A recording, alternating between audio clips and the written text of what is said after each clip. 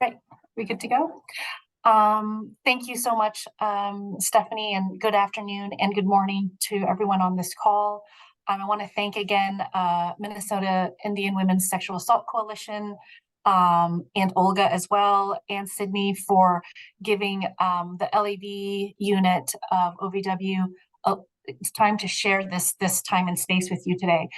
We're going to spend about 5 minutes for our presentation with a brief period for questions after, and we'll also invite you to an informational webinar that's taking place later this month if you have additional questions about our presentation. So to start off with, my name is Simone Bowie. I am a program manager from the Legal Assistance for Victims grant program here at OVW. I also have on the call Maria Flores, who is also a program manager in the LAV unit. And first off, I want to say that, like many of you, I have also spent my career in the field working for 2 decades as a legal provider, in my case, in underserved survivor communities. I have a deep, profound respect for the challenging work that you all continue to do every day, 24/7, 365 days a year. So I really want to thank you for that. And I also want to thank you for giving me the several minutes here to share the special funding opportunity from the LEV program. And this will be of particular interest to those of you who have, who maybe have been interested in starting some type of legal program, and know that there is a need in your community for a legal program that is run by you for your community, and maybe interested in starting one.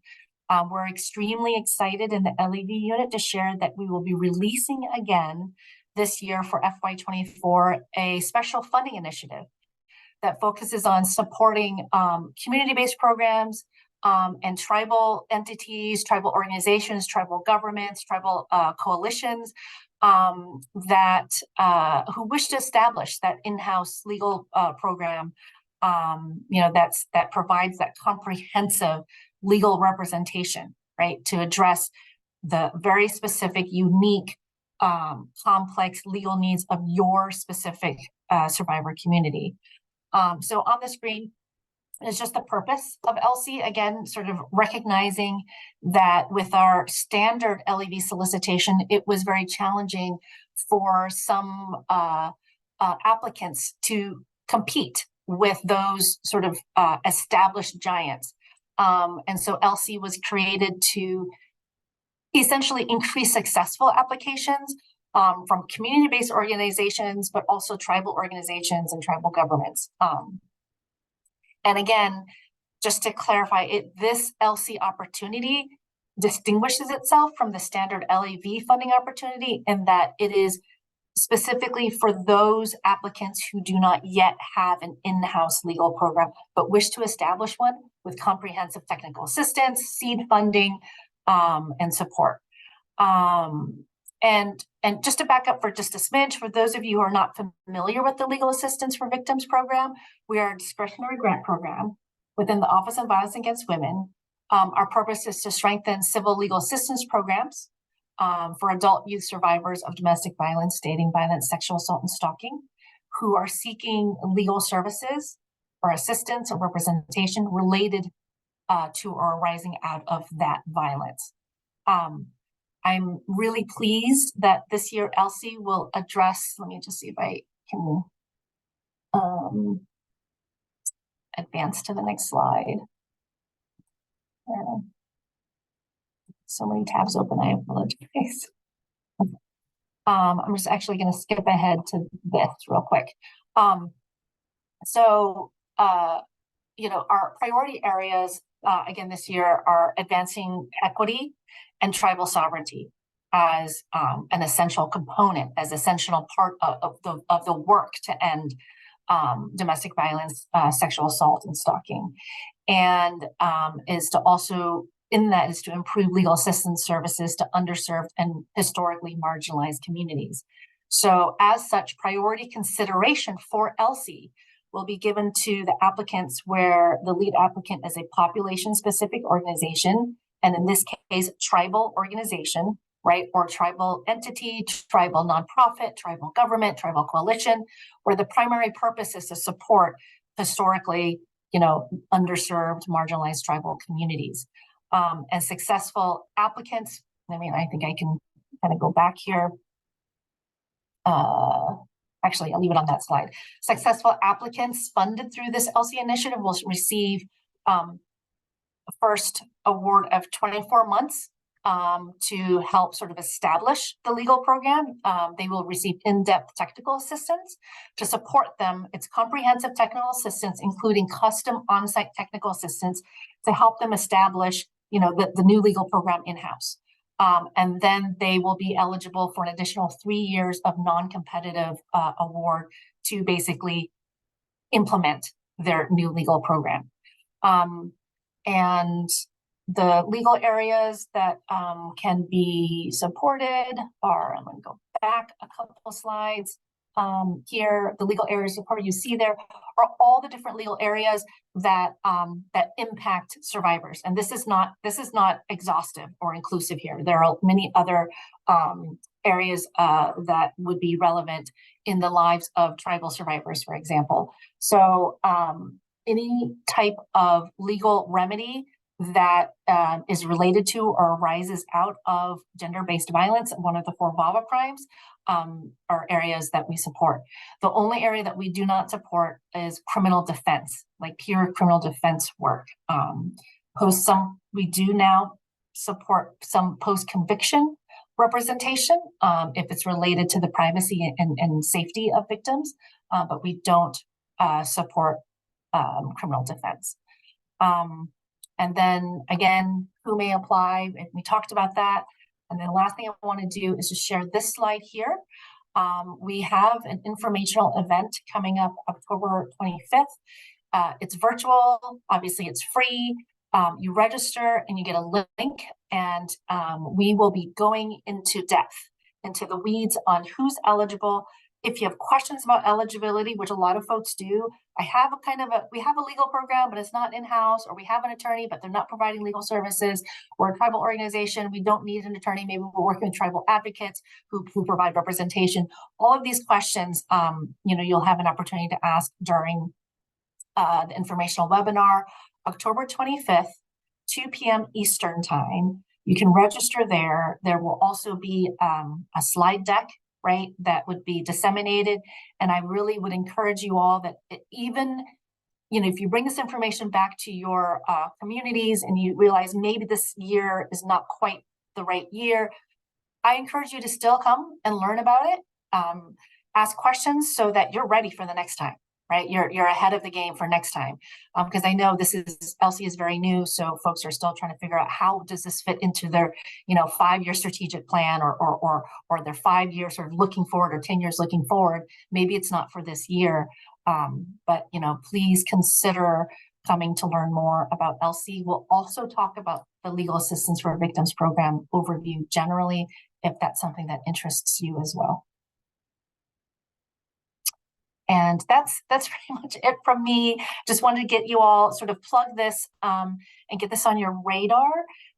So if folks have any quick questions, we're happy to answer them. We're also happy to hopefully see you at our October 25th event. There's one question in the chat that Julia wants to know if they would be able to get a copy of this PowerPoint. Yes, absolutely. And Stephanie, I will make sure that it's an easy to read format along with the flyer and a clickable link for the registration. Perfect. And we can just add that to our follow-up email where we'll have Olga's information also on the recording. So everything will be in that one follow-up email. And if there's any questions, now is the time. And thank you, Simone. Thank you. So when I look to see where everybody's from, it's nice to see some folks from Wisconsin. I'm on the other side of the state, and then Stephanie, can I just double check? Is this, am I doing another webinar or another Reflect and Connect coming up in November, December? I think we were trying to consolidate for just this one, but we definitely can look at like future future presentations for sure. Okay, so if there's a lot of questions that we can't get to, then we could do like another one where we can just talk about some of the issues. Okay, cool. I always like working with you all. So, okay, so I'm gonna share my screen and make sure that I have the PowerPoint showing the way I want it to show. So it'll take me a minute.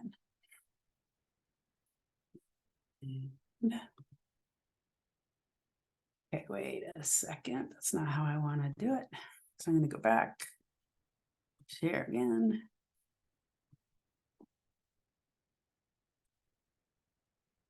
Okay, so you just see the one slide. Okay, good. Yeah, that looks good. All right. So I'm going to talk with you about survivors of sexual violence in the lives of people with disabilities. And there's,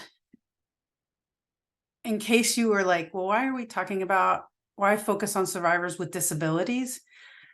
It's because 1 in 4 people in the US have a disability, and people with disabilities are at greater risk of violence than people without disabilities.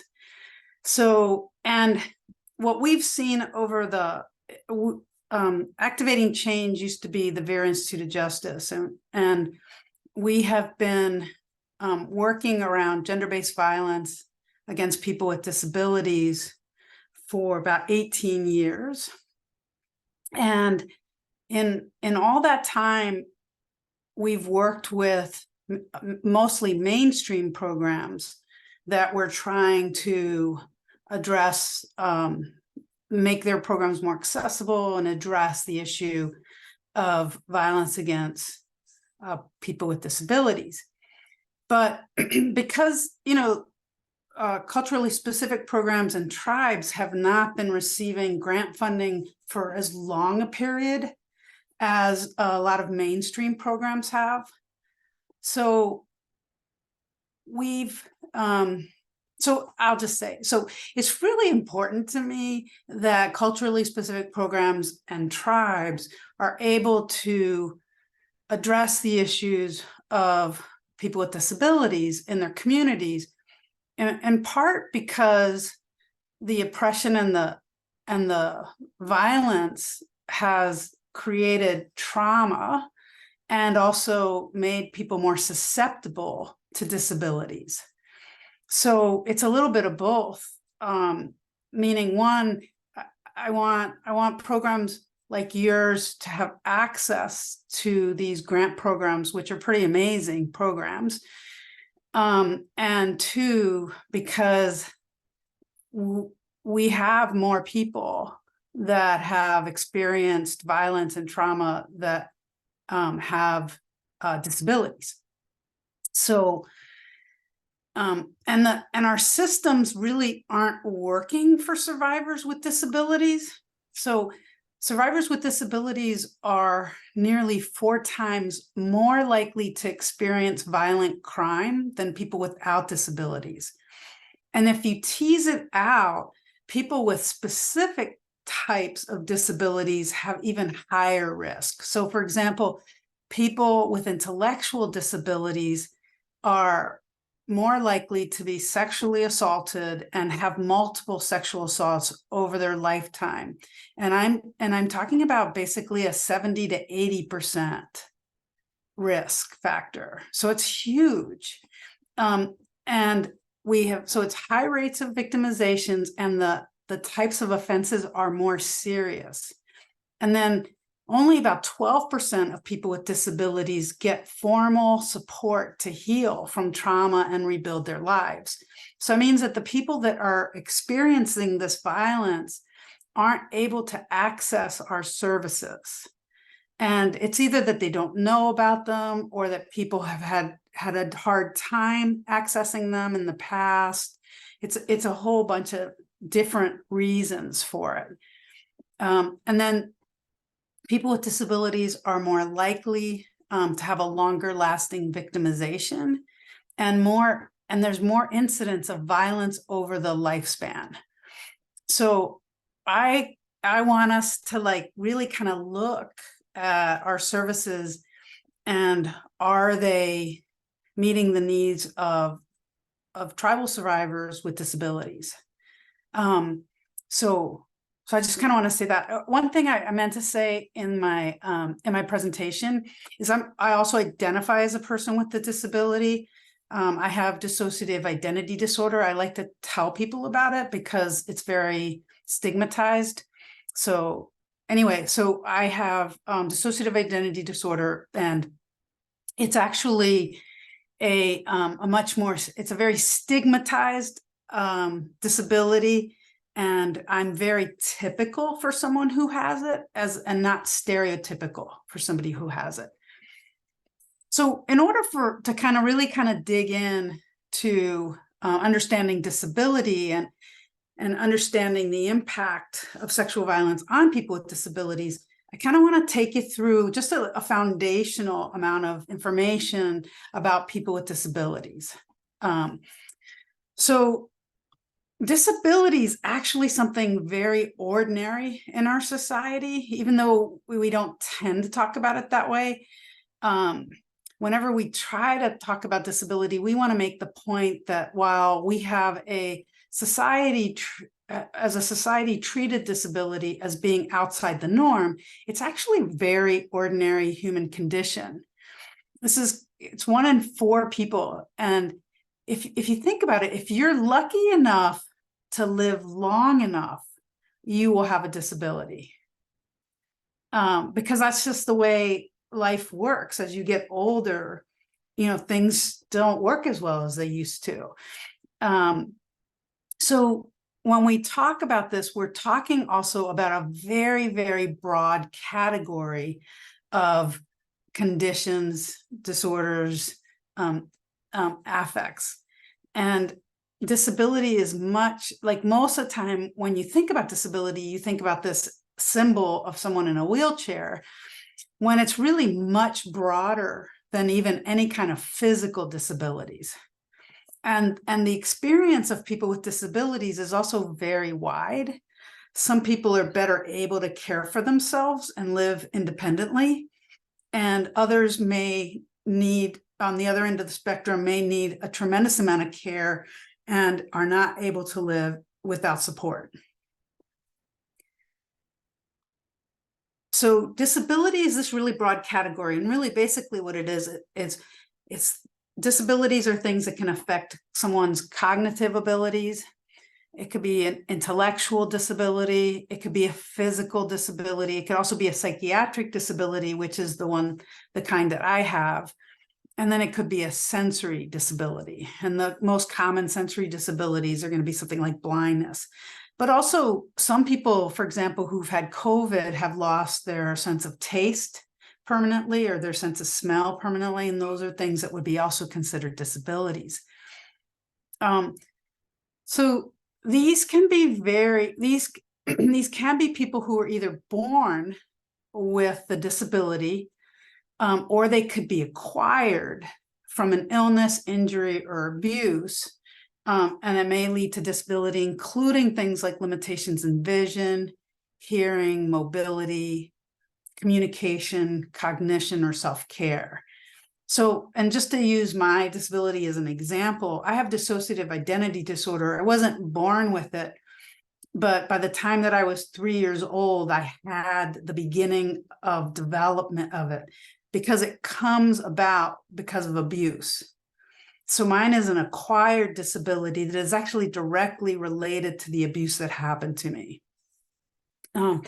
So in short, there's this range of what disability can look like, and it's really, really vast. And within each of those different disability types, you also see people at a really big range of how that disability affects them. So take DID as an example again. Because I was really fortunate enough at the time that I started having trouble, which were panic attacks, I was able to find help. I was able to find good help, and I was able to afford it. because I was a young lawyer in the Washington, D.C. area, and I was working for the federal government, and I had good health insurance. There were lots of good clinicians in that area that knew about trauma disorders. So I was really, really lucky to be able to get that, and I could afford to really take the time to heal. So my disability shows up really differently than other people who have DID, who might not have had the same privilege that I had. And there's this whole range. There's people like me who really did well with clinical support. There's people who were misdiagnosed and forced institutionalizations who do not want to go anywhere near clinical support. And you don't have to do things the same way. My point really is that when you meet one person with, that's what you know, it's just one person with DID. It can look differently. And that's true for a lot of the disabilities. It's especially true for autism as well. There's this really common saying, when you've met one person with autism, you have met one person with autism, meaning that it's it shows up very differently for different people. And then I want to kind of lay in a little bit around how historically our society has treated people with disabilities, because this really leads us into the causes of gender-based violence against people with disabilities.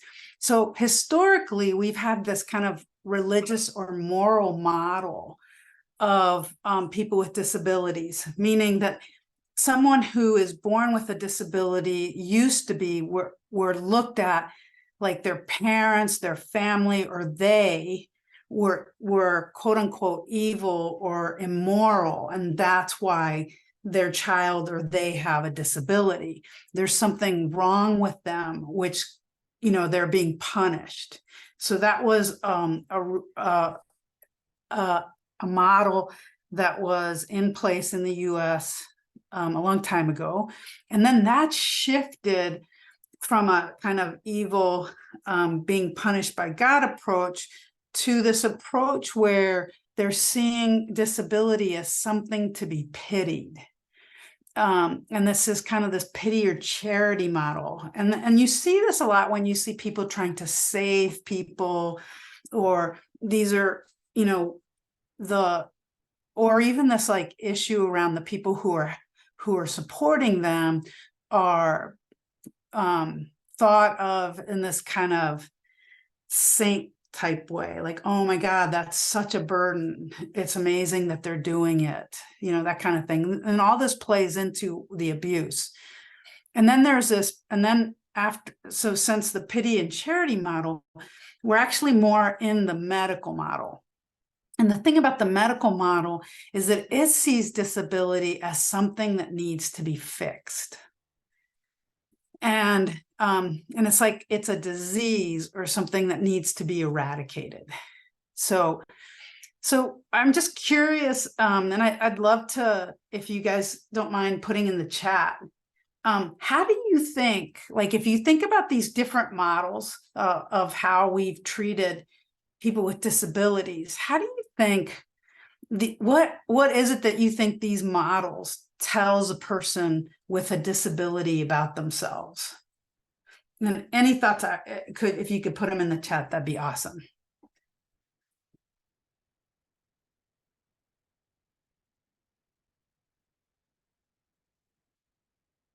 Yeah, that they're broken. Yeah, exactly, Maria. Yeah. I would think that they would feel unworthy. Exactly. That they were less than whole. Yep. They can't do the same thing we can. Yeah. And that means that we're better, right? That there's something wrong with them. Exactly. So we start off with this history of treating people with disabilities as less than, and then we continue to build on it. It's gotten better, but it's still viewing disability as something that is less than. Yeah, cursed, bad karma, exactly.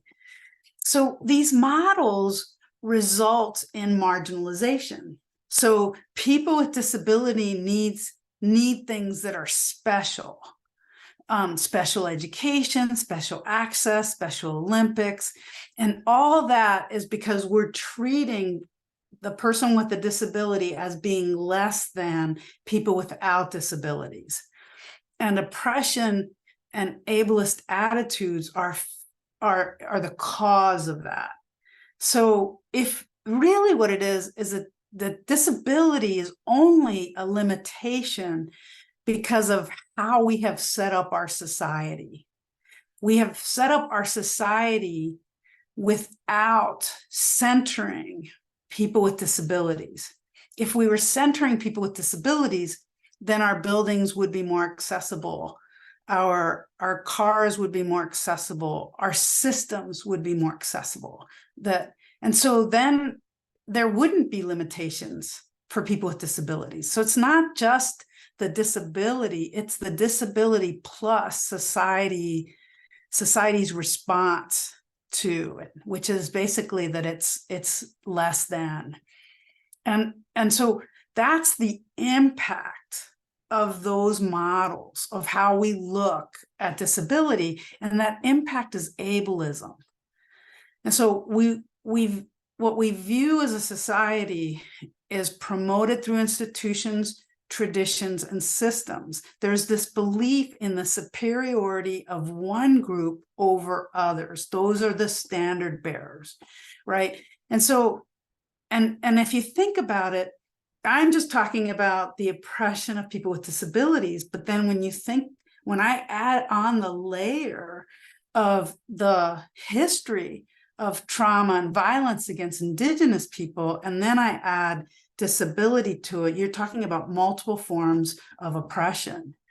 And so we measure the success of people by our standard bearers, right? So women are measured by comparing them to men, and on and on and on. People with disabilities are measured by comparing them to people without disabilities.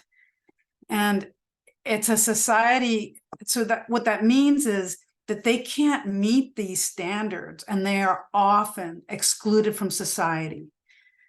And we hold that. So people with disabilities hold that feeling.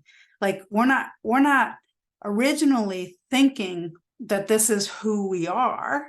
We learn to think that way. So the exclusion takes this form that teaches us that we're not as good as others, that we should be ashamed. And so, and I'll give you a really a good example of how this kind of plays out. And I'll go back to my own experience. So I have dissociative identity disorder. I was diagnosed with this when I was working at the Department of Justice 30 years ago. And I was so freaked out about having it because I had internalized all that ableism, right? That I didn't want anybody to know. And except for people that were very, very close to me that had to know, I didn't tell people until I was 50 years old that I had DID. It was, and I never asked for accommodations for it in terms of work or anything else. What I did was I just tried to take care of everything that was going on in my head and not let anybody know, and try to act normal so that no one would know. It's exhausting. And the problem is there's lots of people out there with it, and there's a cause to it. Like the DID isn't the problem. DID was the solution for me. It's what happened to me to cause DID that was the problem. But we don't have these discussions in our society because we have this marginalization of people who have disabilities. So this gaining of power and privilege, results in this kind of the norms being set around people without disabilities. So that results in marginalization, but it also results in exploitation. So we have adopted values, and we've objectified and oppressed groups, and we've rendered them non-human. And it is people with disabilities, there are laws that allow employers to pay people with disabilities pennies to an hour of work. This is a picture of a sheltered workshop. And the idea is that people with disabilities should feel lucky to be able to work. And so, and we don't have to really pay them very much because we're letting them come in and do this work with us. So it's a really, it's basically sanctioned poverty for people with disabilities. And then we have this sense of powerlessness that comes with it. So an oppressed group doesn't inherently believe that they're inferior. They're taught to accept that role and the status quo. Stereotypes, ubiquitous cultural messages, risks inherent to resistance are effective tools for teaching this lesson. And consider how often the violence committed against the transgender community that they so heavily, that ends up on transgender folks and this sense of gendered violence. What point other than to say stay in line or get treated like that is the point there? And that's the same thing with the violence against people with disabilities. And it's the violence against Indigenous people and Black people and Brown Latino people, which is my heritage.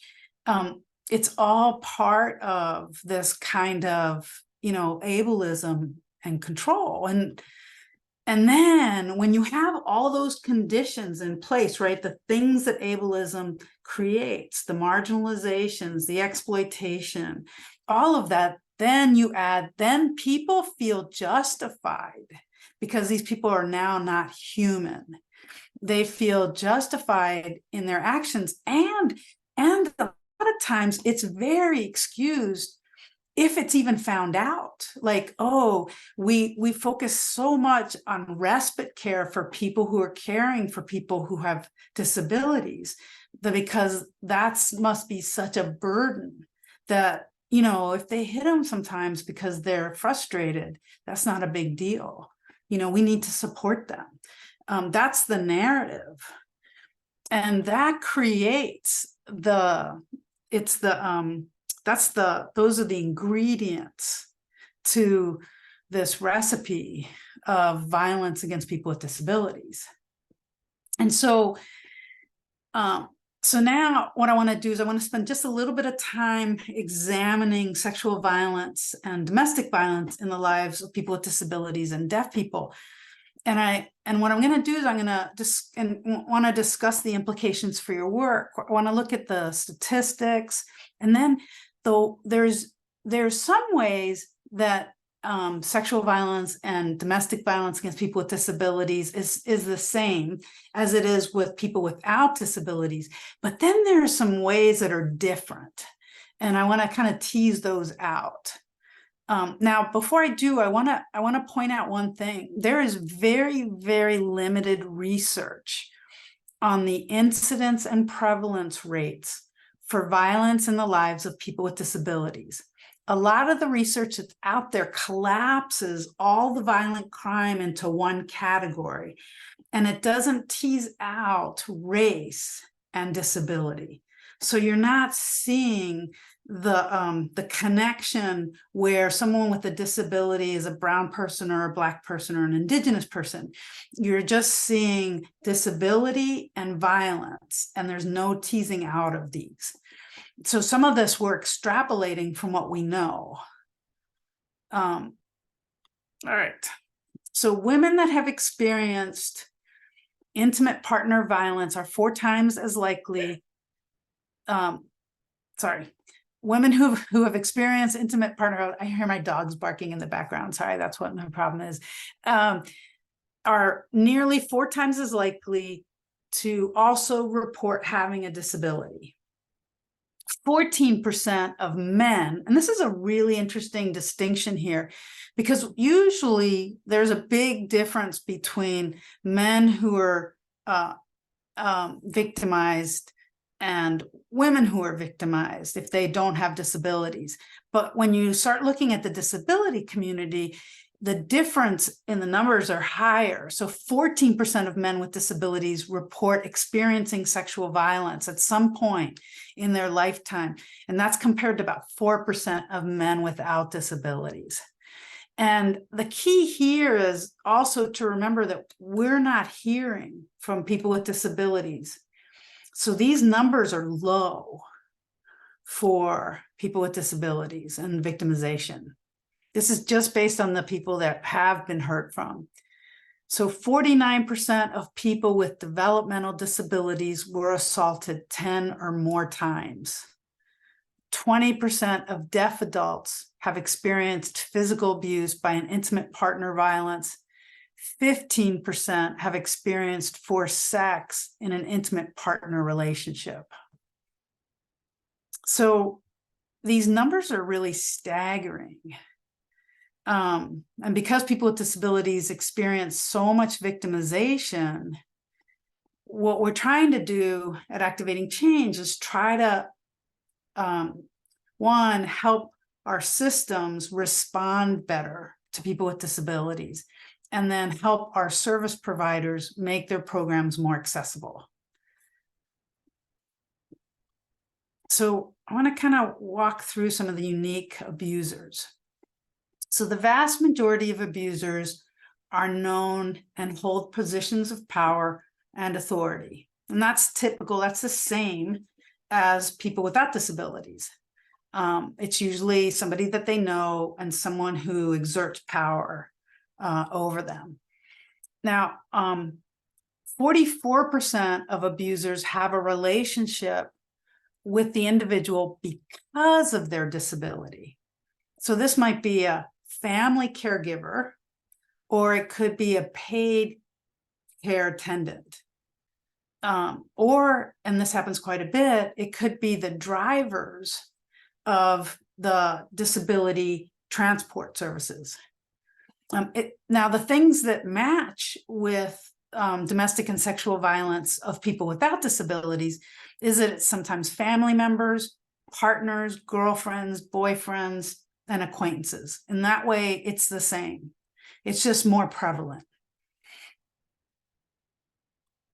And then, so I'm going to get to this point later, but I'm going to make it here because, so it's not like these perpetrators are really sly and smart and doing things that they're not getting caught. It's that the person with the disability doesn't want to lose. One, doesn't want to lose their independence, and this person enables them to have independence, or it hasn't been received well.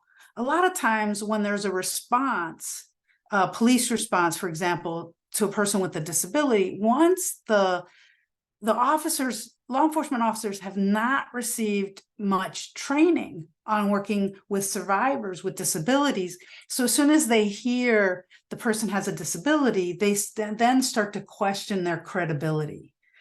And so it's this piece of that there are people that are perpetrating violence against them, but then the people who would help stop that or provide services don't know enough about working with people with disabilities to trust that they know their experience, and then to be able to communicate with them in an accessible manner so that they can figure out like how to help them with services, or how to do this investigation, or how to move this case forward in a prosecution. So the systemic oppression of people with disabilities, the isolation, the exploitation and marginalization is unique to people with disabilities. It's just a different level of isolation, and there's this exploitation that is legitimate, that's been legalized. if I had to compare it to something else, I would say that it's the closest thing to people who are undocumented in the U.S. There's a system of basically marginalizing them, and then of course, then when they work, people exploit them. So there's also the problem. Also, is that there's a lack of confidentiality, and the tricky part is that a lot of people with disabilities who are independent either have invisible disabilities that enable them to move through the world as if they don't have one, or if they have a disability that it's apparent, they have fought hard to achieve autonomy and independence.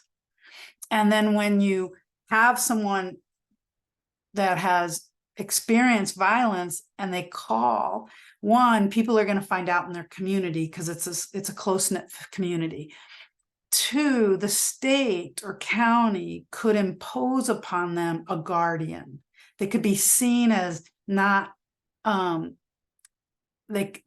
there could be questions about their ability to take care of themselves, and so then a guardian could be put in place that then takes away the autonomy of the person with the disability. And because of the mandatory reporting policies, that all gets kicked in place, meaning that people with disabilities, adults with disabilities, are considered vulnerable adults. And then I think just about every state has a mandatory reporting law around victimization of people with disabilities, of vulnerable adults.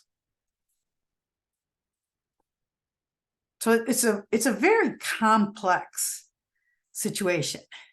And then of course, people are afraid to be institutionalized. A lot of times, if that's their personal care attendant that's causing the violence, they will lose that person's care and other services. Now, this is a time where this is really critical, because the pandemic created a big shortage of personal care attendants. Personal care attendants are paid, their wages are set by states and county governments, state and local governments. And when all the wages started going up after the pandemic for people like, who were hourly workers, the wages of personal care attendants did not go up.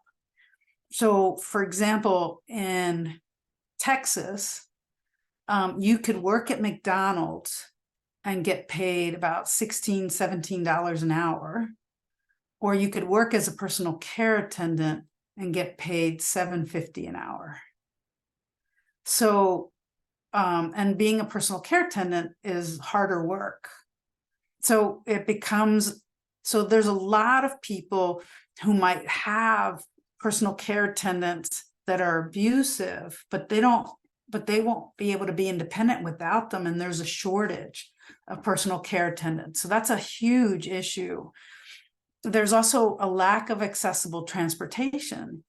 So people with mobility issues, with physical disabilities, have limited transportation that they can take.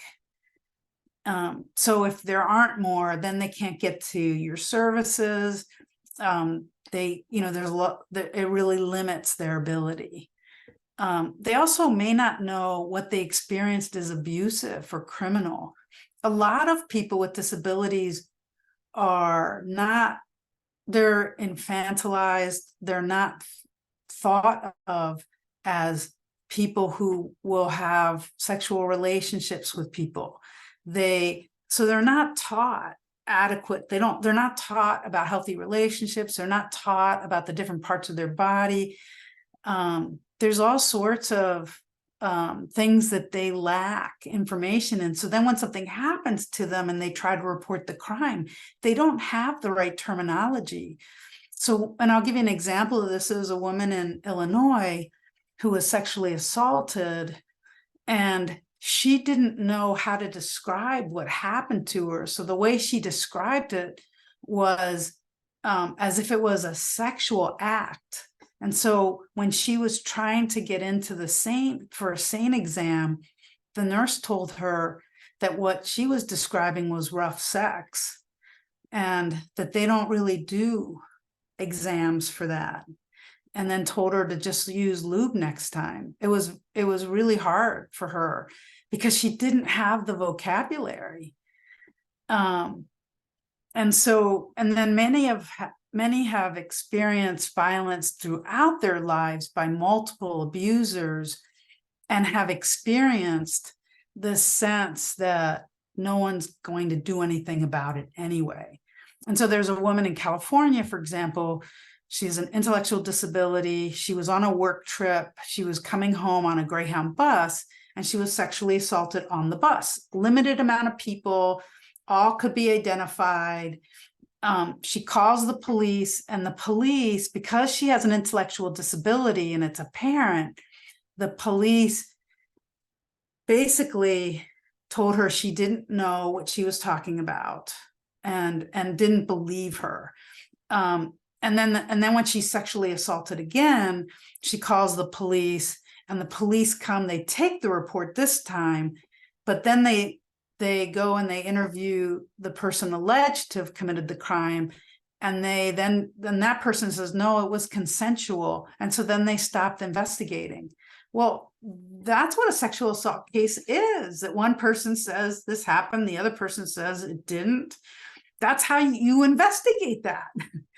But that's not the case in their situation. And then survivors with disabilities just have a really hard time accessing justice. So again, they have these high rates, but then only 27% of the violent crime reported comes from people with disabilities. So 27% to some people might seem like a lot, but not when you think that they're being victimized at 4 times the rate of people without disabilities. 27% is about the rate that people without disabilities report. And then of the people that are investigated, only 22% of those people get charged, and only 9% of those ever get convicted. And that's if they want. And a lot of people with disabilities do want, because they've learned about police, they've learned about courts, and they want people to be punished. So a lot do, and for those that do, the system, it just isn't working for them. So there are barriers to justice. There's lower rates of police follow-up, prosecution and conviction. Judicial system is not physically or cognitively accessible. I can barely understand. I'm a lawyer. I'm trained as a lawyer. And there are times that when people are talking with legal jargon, I can barely understand what they're talking about, especially if it's not my area of expertise. And now you're talking of people with disabilities, and also people who've experienced trauma that really affects your whether you understand things that people are telling you, because it slows your thinking down. So lower rates of police follow-up, judicial system that's not accessible, believability and credibility within the criminal justice system overall. A lot of times people with disabilities aren't believed. And that's also a stereotype, that people with disabilities don't know what happened to them. Prosecutors may lack knowledge of disability and accommodations in general. So they don't know about disability, and then they don't know what kind of accommodations to provide. Cases are not getting to prosecutors. When they do, the investigation might not have been thorough enough. So there's lots of problems with the judicial, with our criminal legal system response. So then, if you're looking at services, you still have the issue of accessible transportation. We still have the issue that a lot of service providers don't know very much about disability and victimization. And then organizations treat abuse as an administrative matter rather than a criminal manner, meaning that disability organizations that do know how to work with people with disabilities don't know sexual violence and domestic violence. And they're not treating it as a criminal matter because they're used to working with people with disabilities and also, minimizing the experiences that they've had. So disability organizations are not equipped to address victimization and support survivors. And traditional victim services aren't often accessible to be able to provide services for people with disabilities. So what you can do is actually really easy. I mean, it's easier said than done, but is for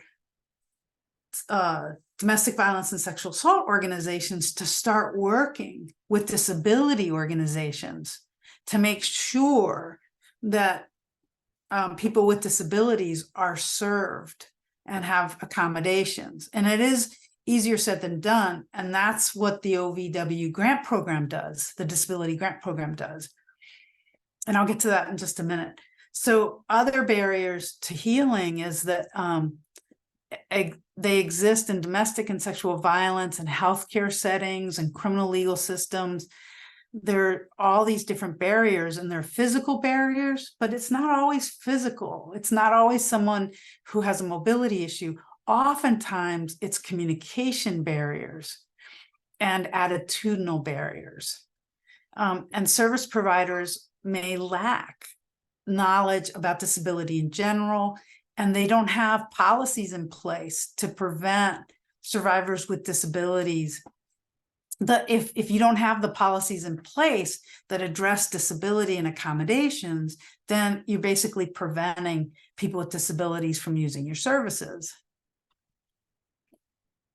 And so there's just a tremendous amount of different barriers and it's not because we intend to create barriers, it's because we set up our services for people who didn't have disabilities.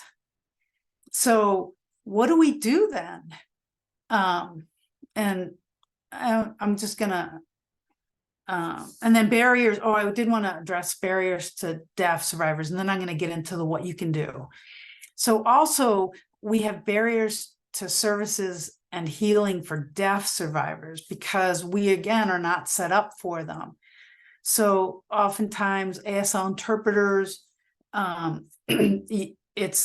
it's hard to find them. You don't have it in your budget to pay for them. And then also it's a very small, tight-knit community. So if the violence is happening within the deaf community, then that information gets out to the deaf community.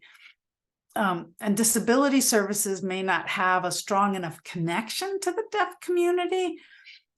Deaf services may focus exclusively on communication access, but not fully on the range of violence and abuse.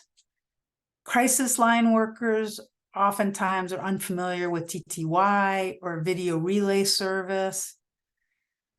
Access to deaf advocates or certified deaf interpreters can be limited, especially in rural areas. Access to deaf advocates, oh, sorry, I just said that, a sense of isolation, and then a lack of understanding about deaf culture. Okay, so I want to talk a little bit about, and let me just check, Stephanie, am I okay, or am I missing questions? No, I don't see any questions, and you still have a half hour yep, Okay, good to go on to. awesome. Okay.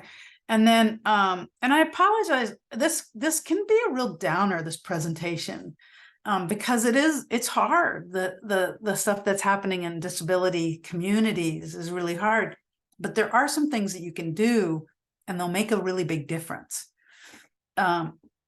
So general guidance, and I know that you do this, but it's always just a good reminder of treating people with dignity, consideration, and respect. Remember that they have the same rights that you have. Treat adults as adults and don't patronize them. This is a really big one. A lot of people, infantilize people with disabilities, and people with intellectual disabilities in particular. And so what some people are doing around the country is, if there is a sexual assault victim and she has an intellectual disability, they're sending her to a child advocacy center. And a child advocacy center is not for adults, it's for children. And it's very clear to them that that child advocacy center was not designed for them, but was designed for children. And so that in and of itself can be really offensive to a person with an intellectual disability. And really, we're developing a protocol with Ending Violence Against Women International and with the International Association of Forensic Nurses on interviewing protocols for people with intellectual disabilities. And it's really specific guidance. It's pretty, it's not rocket science at all. It's asking questions a certain way, making things really concrete. And if you have nowhere else to take people, and I only recommend this if you don't have anybody else who can do an interview, I would ask the forensic interviewer from a child advocacy center to come to your program and meet with the survivor there, rather than taking a survivor to a child advocacy center. So treat adults as adults and don't patronize them. And then the other thing is, if a person with a disability does get to your program and they have a support person with them, always talk to the person with the disability. Even if the support person is trying to talk for them, always talk to the person with the disability. Oftentimes the support person might be causing abuse, but only if the person with a disability asks you to talk to them do you talk to the support person. It's your client is the victim. So take time to listen. This may mean spending more time with them. It will totally mean spending more time with them. It's a little bit, I know you all know about trauma-informed approach. It's a lot like taking a trauma-informed approach, and then we add stuff to it, right? Like things about people with disabilities, like don't take them to a child advocacy center if they're an adult. Don't talk to the support person, talk to the victim. And then another thing that's really important is relax, because if you don't know what to do, you can ask them. They often know their experience. And I think the hardest thing is if your language is hard for them to understand. So I've learned in my life to try to talk about things in more accessible language, in part because I have parts inside of me, right? Which is the dissociative identity disorder. And some of those parts are really young. And if I'm going to do something, I have to have full understanding inside to be able to do it. So I've had to learn how to take concepts that are difficult and break them down. And that's basically what you're doing to make things accessible for people. So ask them if there are things that is there something that you could do that would make it easier for them to understand or to participate in this thing or to do an investigation, and keep asking. Like when they say, yes, you could, I need to know what the courtroom looks like to be able to go to it, then you can take pictures of it or you can take them ahead of time, but then ask again later, is there something else now that you might need? We've looked at the courtroom and you have a sense of that. Is there something else that you might need to make it easier? And don't badger them, but ask frequently about accommodations. And you can ask if they need an accommodation, but I find that if you just say, is there something we can do to make this easier? Explain the process. And is this something you feel like you could do? Is there something we could do to make it easier for you? So when accompanied with another person, make sure that you speak to the survivor with the disability. That's really important. If you have a legal program, you also need to figure out whether the person should be involved in any of the legal prep, because if they're not, if the survivor hasn't asked you to meet with them as well, it might affect confidentiality, and privilege. So considering needs of survivors, you want to consider the communication, how you work with someone. Try really hard to move away from jargon. You want to look at your physical environment to see if it's accessible. You want to look at your social environment to see if is it too chaotic? Is there too much noise? Is there a lot of light? Are there lots of colors? Is there a lot of movement going around? Is there a buzzing sound? Do you have a smoke detector in the basement that's going off? You want to think about all those things, because people with autism in particular, but also other people with intellectual disabilities, are sensitive, can be sensitive to noises, lights, chaos.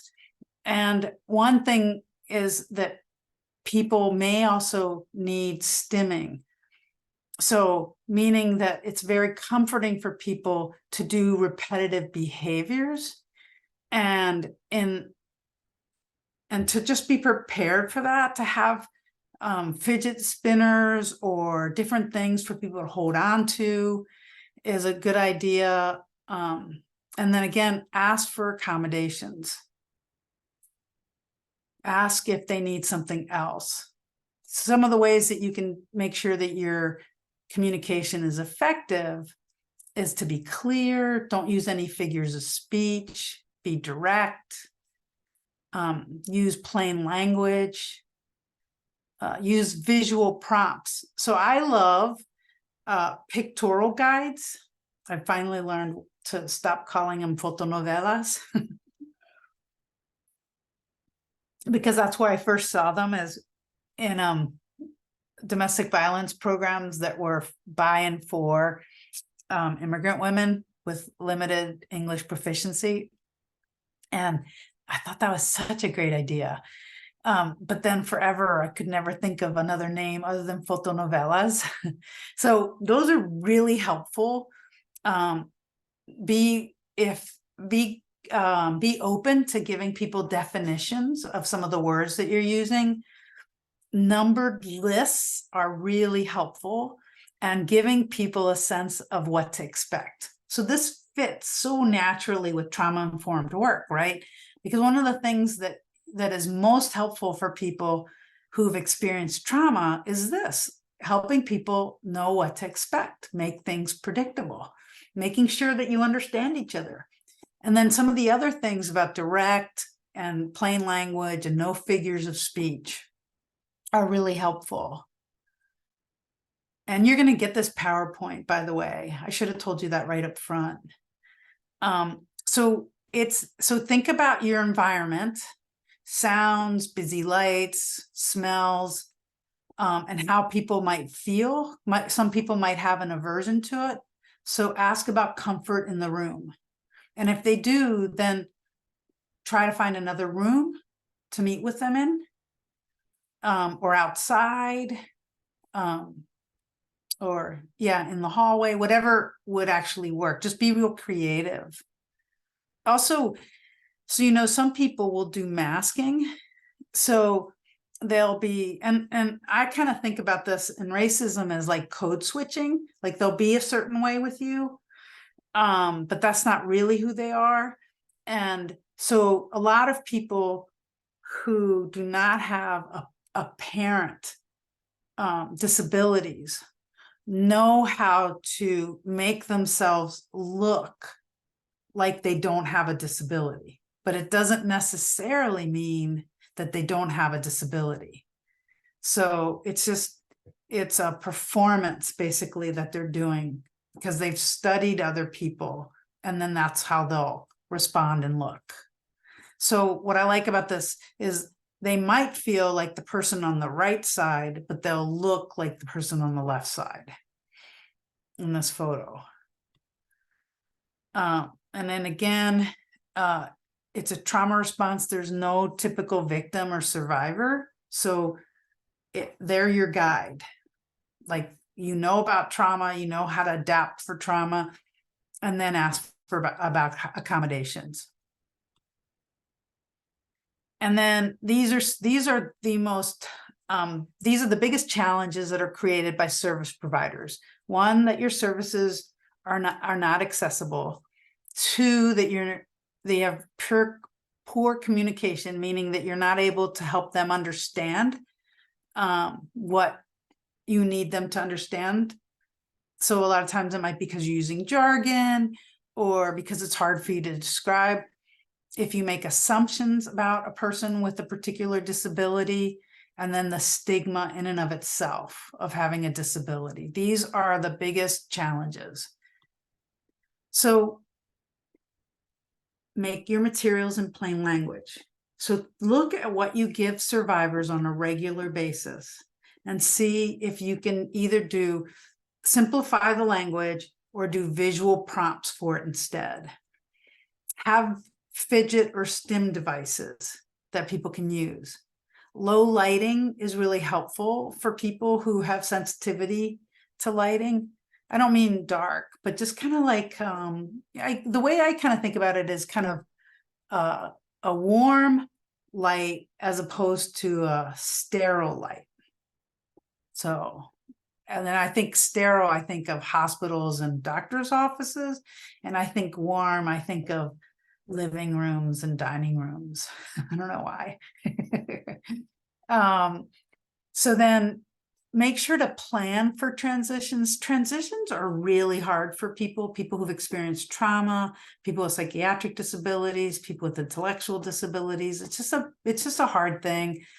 So plan for those, like give people a heads up when your meeting is going to end.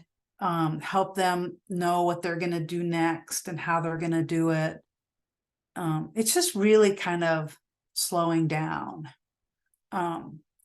Social stories are oftentimes really helpful to helping people understand. So just examples of how people have done things.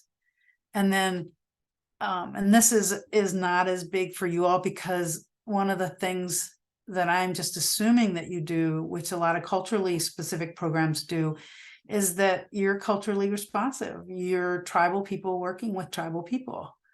And so you have a sense of the experiences that people in your community have had. You have a sense of their past trauma, historically, and how to move forward with them. So trust yourself there. And then if you can, when you have positions that are open, hire professionals with disabilities. They're going to be in your community. You might just not know that they have disabilities, because, you know, a lot of disabilities are invisible. Consult with organizations and agencies led by people with disabilities. So what I really am wanting you to do, which is why I wanted to talk with you all a bunch of times, is that I'm hoping that you'll apply for an OVW disability grant. And what the OVW disability grant does is it gives you funding to not do services, but to find and work with disability service providers.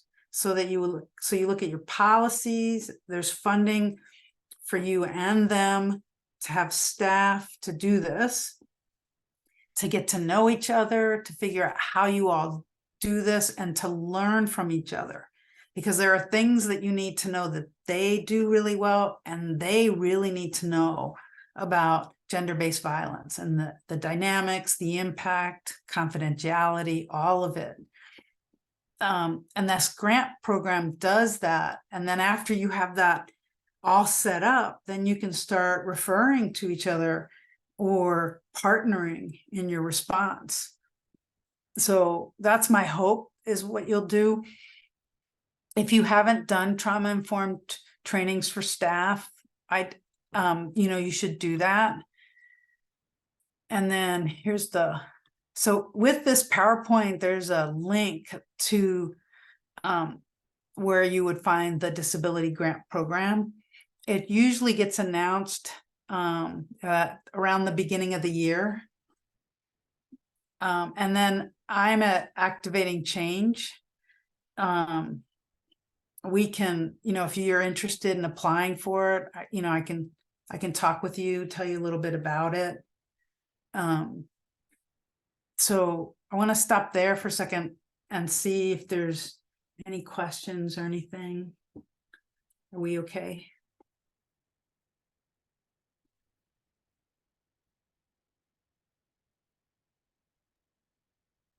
I'm going to assume we are because Yes, we are good. We have 15 minutes. So if anybody has questions for Olga, please feel free to raise your hand, jump in and ask. You can also utilize the chat box too, if you're comfortable with that.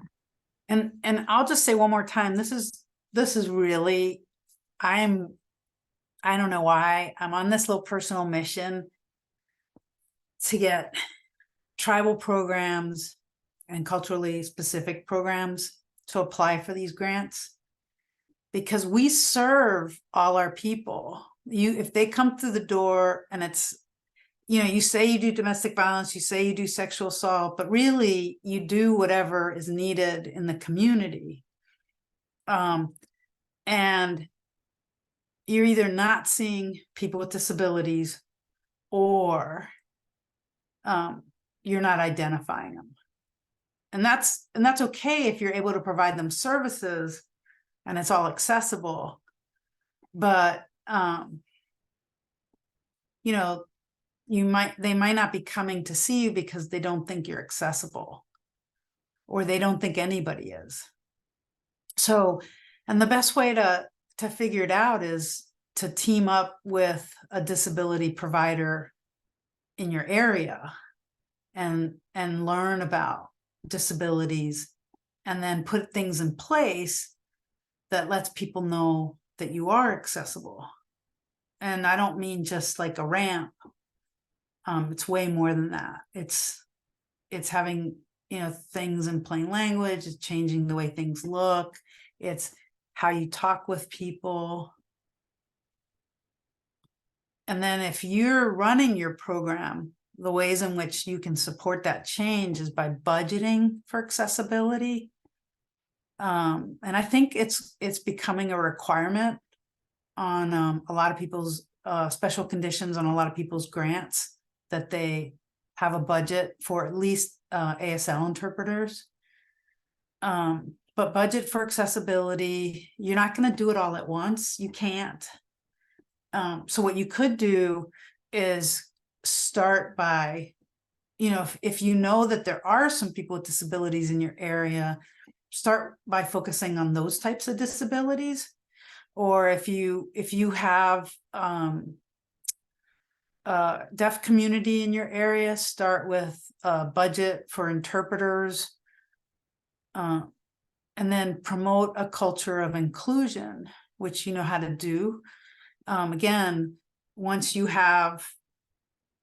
taught people kind of how to think about working with people with disabilities, it'll change the way you work with people. You'll do things differently in how your organization looks. And then identify gaps and address gaps in policies and procedures. And if you get OVW funding, a disability grant program, we'll walk you through all of that. Like, we're the TA provider for that. And if you and then the thing is you'll have to dedicate staff time to training.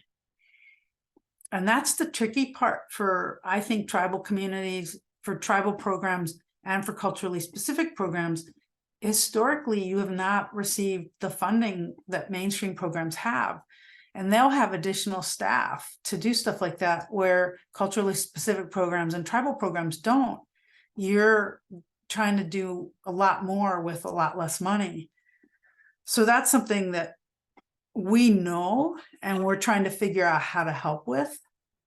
And it might be just that we work with you, you know, over a longer period of time to meet your, you know, the fact that you might not have enough staff to attend all the trainings. So we're learning how to do that, how to support programs that haven't historically been supported. And so then if you're running your organization, to address the accessibility barriers, to address the attitudes that people might have, the assumptions that people might have about people with certain types of disabilities, to help with communication, learning how to do the communication stuff and learning how to deal with physical barriers, and then build partnerships. And so if you're budgeting for accessibility, include line items in every budget and research costs for accessibility in your community, but you can contact us. And let me put my, because it's a different email, Stephanie. So I'll put my activating change email in here.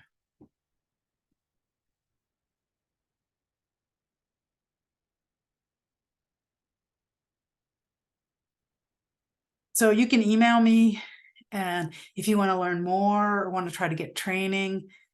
But these are all the things that you would need to put in place over time, not right away, but over time, to make your programs more accessible, to support your staff in being more accessible. So again, promoting a culture of inclusion, attend dedicated training on violence against women against people with disabilities. And we have a ton on our website. Advocate for accommodations in the system.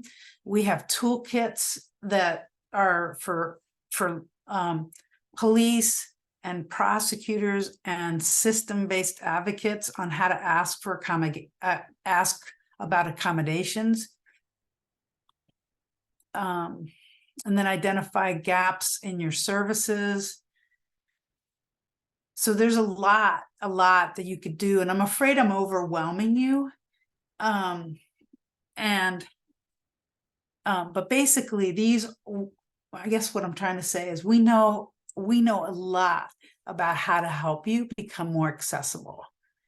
And you don't have to do it all at once.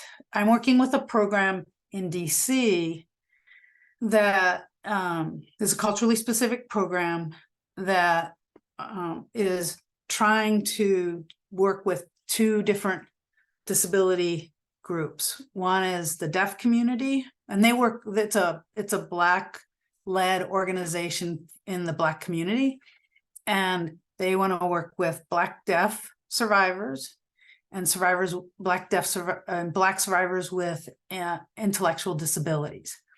So in our work with them, we're trying to identify some organizations so there is an organization called Dawn in the DC area that is a Black deaf organization that works with Black deaf survivors. So that's a easy partnership for them.